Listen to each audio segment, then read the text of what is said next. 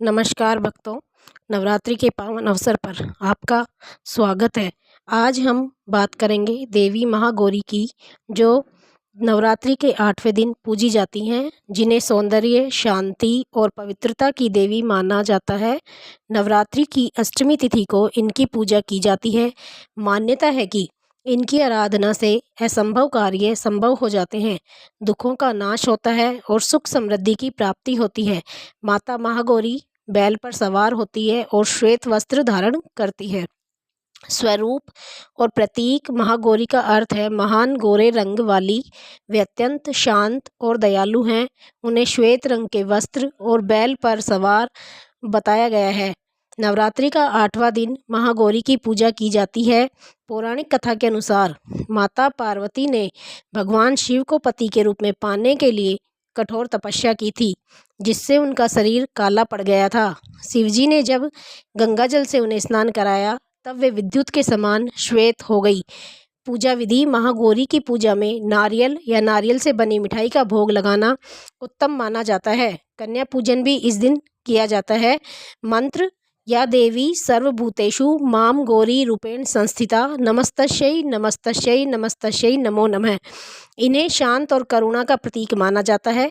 भक्त की सभी इच्छाएं पूरी करती हैं। महागौरी की पूजा करने से भक्तों के सभी पाप से मुक्ति मिलती है और जीवन में सुख शांति आती है। महागौरी ने देवी पार्वती रूप में भगवान शिव को पति रूप में प्राप्त करने के लिए कठोर तपस्या की थी। एक बार भगवान भोलेनाथ ने पार्वती जी को देखकर कुछ कह दिया, जिससे देवी के मन का आहत होता है और पार्वती जी तपस्या में लीन हो जाती हैं। इस प्रकार वर्षों तक कठोर तपस्या करने पर जब पार्वती नहीं आती, तो पार्वती को खोजते हुए भगवान शिव उनके पास पहुंचते हैं। वहां पहुंचे तो वहां पार्वती को देखकर आश्चर्यचकित रह जाते हैं। पार्वती जी का रंग अत्यंत ओजपूर्ण होता है। उनकी छटा चांदनी के समान श्वेत और कुंद के फूल के समान धवल दिखाई पड़ती है। उनके वस्त्र और आभूषण से प्रसन्न होकर देवी उमा को गौर वर्ण का वरदान देते हैं।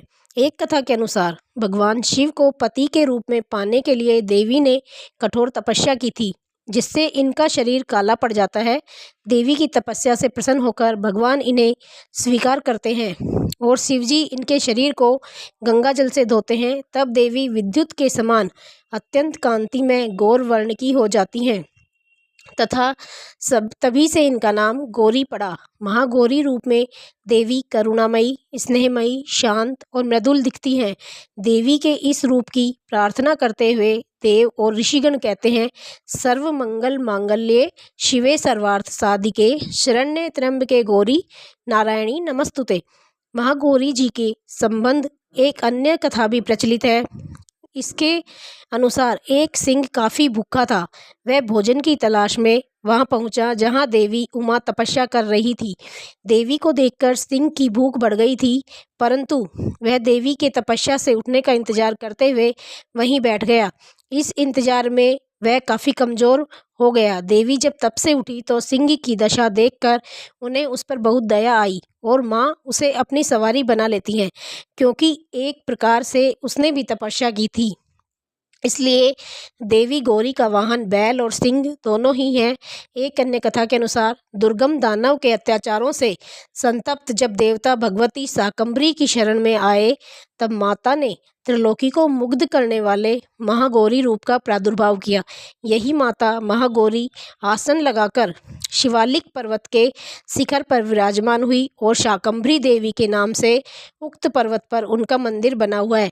वह वही स्थान है जहां देवी शाकंभरी ने महागौरी का रूप धारण किया था। वीडियो पसंद आए तो चैनल को सब्सक्राइब और लाइक और जरूर करें। जय माता दी।